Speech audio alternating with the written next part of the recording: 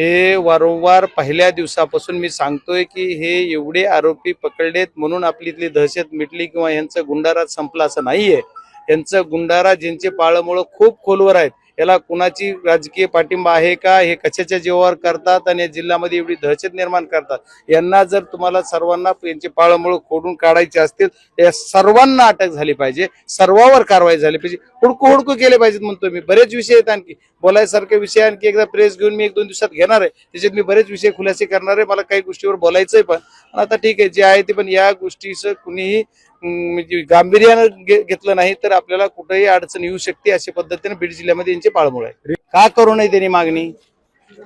कारण बीड जिल्ह्याच्या प्रशासनामध्ये जे जेलर आहे ते वारंवार आम्ही बोलतोय की नवीन आलेला आरोपी बाहेर पाठवतात आणि हे जे आरोपी येतात याच्या अगोदर नवीन आलेला बाहेर पाठवायचा तर माधव मुंडे हे जे 2-4 होते, माधव मुंडे हे सगळं ते यांना अगोदरचे असताना ह्यांना उचललं आणि ह्यांना तिथंच ठेवलं। काय कारण आहे?